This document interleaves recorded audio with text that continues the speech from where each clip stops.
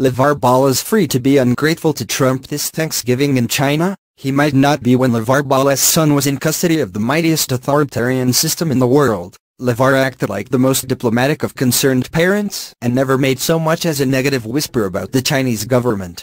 However, once our executive branch resolved the incident and got Ungrateful and two other allegedly light-fingered UCLA players back on U.S. soil, LaVar rushed back to his big baller image and used his First Amendment rights to downplay President Trump's role in the resolution and hasn't stopped since.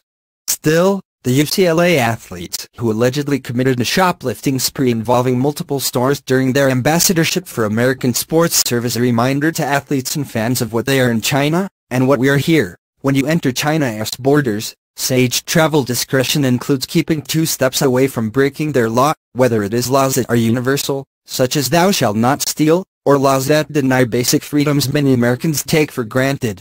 All nations have prohibitions against stealing, but ours differs greatly as to the rights afforded to accused persons. In China, if you get caught, there is no due process, and there is no notion of innocent until proven guilty. The overwhelming odds, which teeter just below 100%, are that you will be found guilty and that you will confess. For American defendants, except 3 lucky Bruins, there is also little chance of President Trump fortuitously landing on Chinese soil around the time you get into trouble. Most offenders will be stuck begging for the State Department to do what they can as the legal process drags on while you sit in custody, arrangements exponentially worse than a luxury hotel. Focus, for a second, on the plight of a heartbroken parent named Antoinette Brown, whose son, Wendell, a 30-year-old semi-pro football player, has been sitting in jail for more than a year after getting arrested for getting in a bar fight with locals.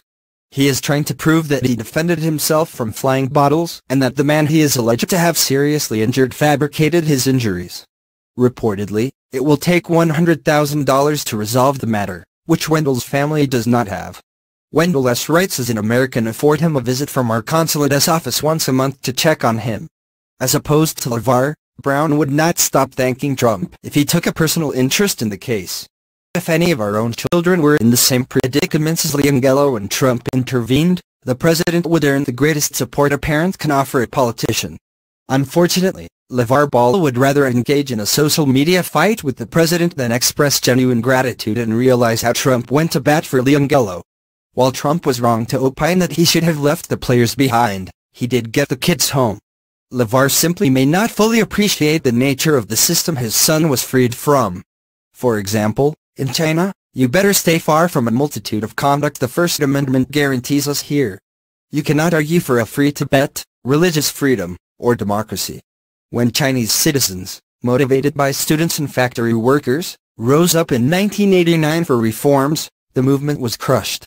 In one of the most powerful images of the 20th century, a young protester stood in front of a row of tanks, stopping the war machine's progress.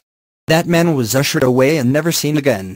Additionally, there are still survivors of China's Great Leap Forward, a period of oppression that rivals any a population has faced.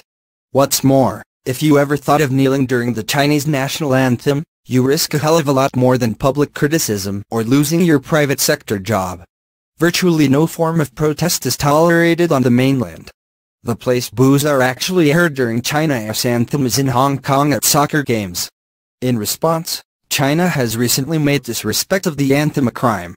If LaVar ever went after General Secretary Levin while in China with any comments resembling the discourtesy he has been showing Trump, he would realize the bounty Trump gave him.